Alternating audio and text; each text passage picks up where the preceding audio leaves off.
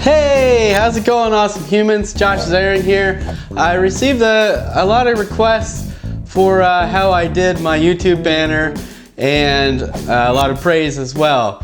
So I'm just gonna redo it and run you down through everything I did from point A to point B to get it done. So check this out.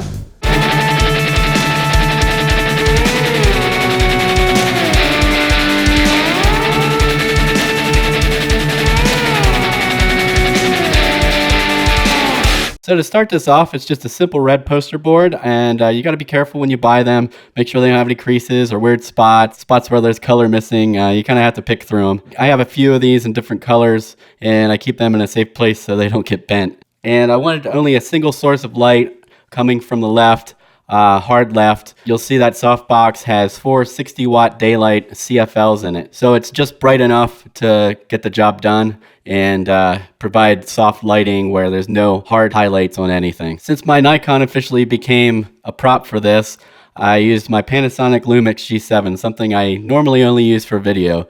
And I shot that in RAW, 1/15 of a second at f8. So since I wanted all my settings to be identical for the backdrop and when I put myself in the photo, at a 1/15 of a second I had to be really still. So now I've got them imported into Lightroom, and I took a bunch of shots so I can focus stack these, but I take the best one and I've made my regular adjustments here and adjusted the red to be fully saturated.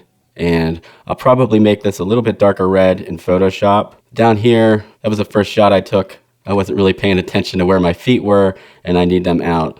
So that's an overall decent shot, but it's not going to work for this composition here. Let's try in various corny different things. Now here's where I would have had my hands on the back of the lens cap, which would have been pretty cool, but I just don't like my posture, how I am there. And 5-starred this one and the following two here. I do like this one. And you'll notice here I have the light coming from roughly the same exact direction as I did on these to make it much easier to composite. You can see the highlights and the shadows will be roughly the same on these photos. And this is probably my favorite. It looks the most natural. So now I'm going to take it into Photoshop. I've already combined, I picked 4 of the sharpest images to do a focus stack of. I brought in one of my older banners with the proper color, the proper shade of red, even though I have the hex code for it. It's much easier for me to adjust the hue when I can actually see it. I've adjusted that as close as I want here. It's not exact, but some of the darker spots will be this exact shade. So I'm pretty happy with that. And the key here is getting your white balance right, especially with red. So I set the camera for 5000K for the temperature because that's exactly what the bulbs are in the softbox that I used.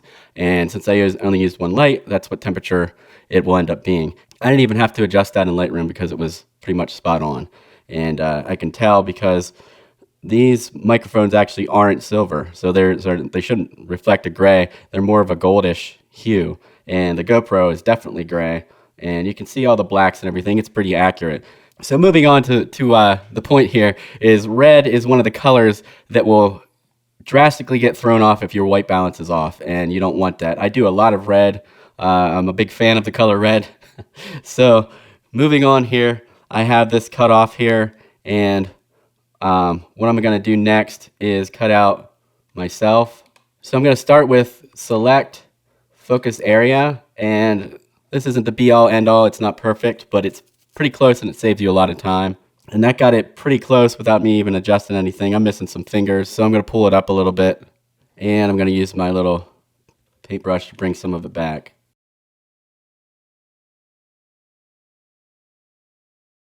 And that's pretty good. I have it set to output a mask, a layer mask.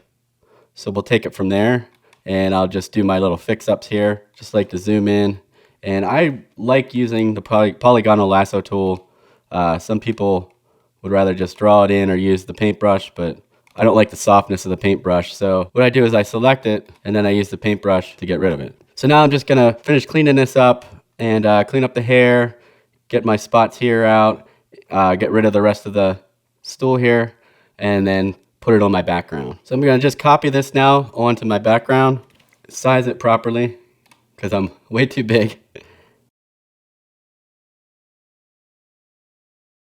And then what I'm going to do is I'm going to create a new layer just to put some shadows in here.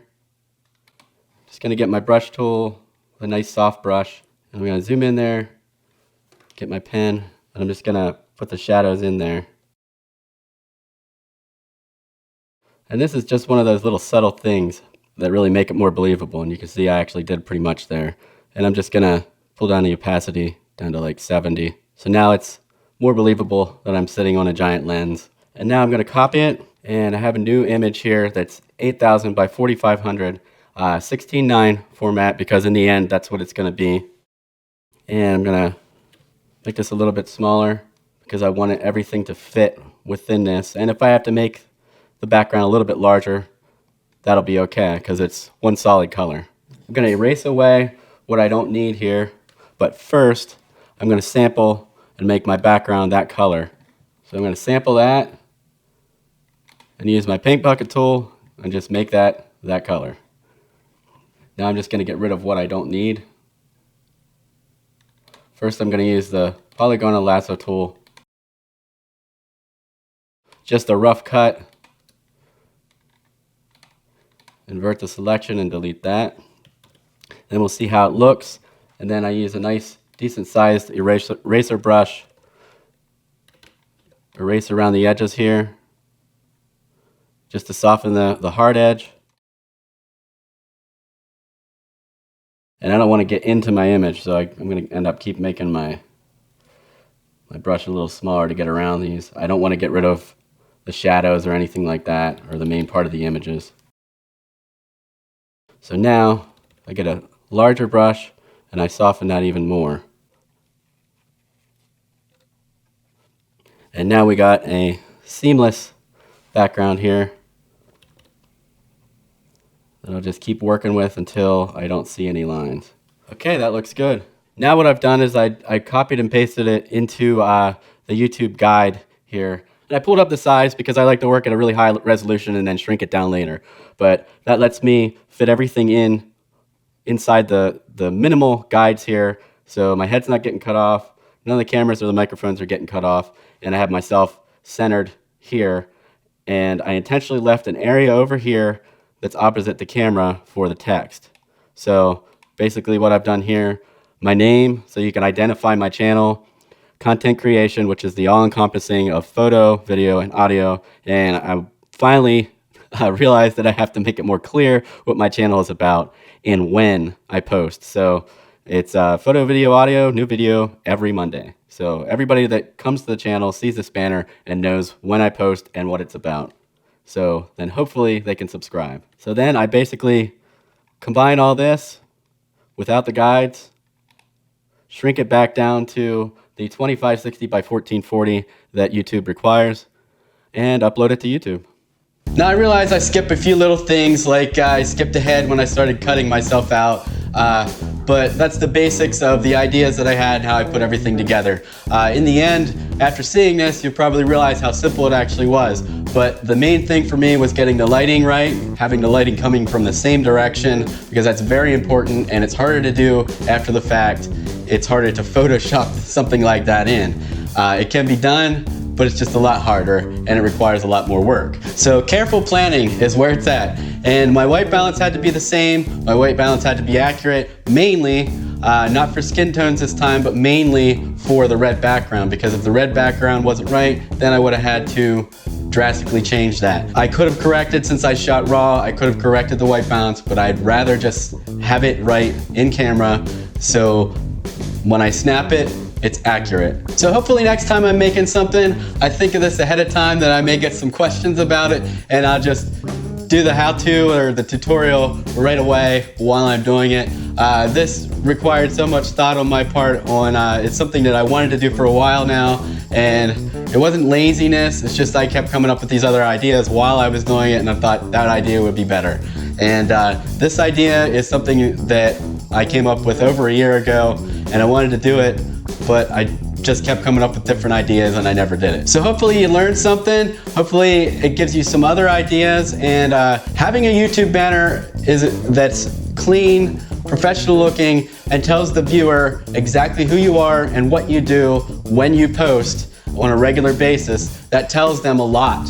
From just seeing the top of your YouTube channel, that tells them an awful lot, and they might be more likely to subscribe, hopefully, if they like your content, what you're about, if that's what they're looking for. So hopefully that helps you too, that bit of knowledge. I do a lot of research on this. I do a lot of research on SEO until it drives me crazy, and then I end up with more knowledge than before. So hopefully this helps, and just remember, every single day, create, share, repeat, and keep it awesome. See you next time.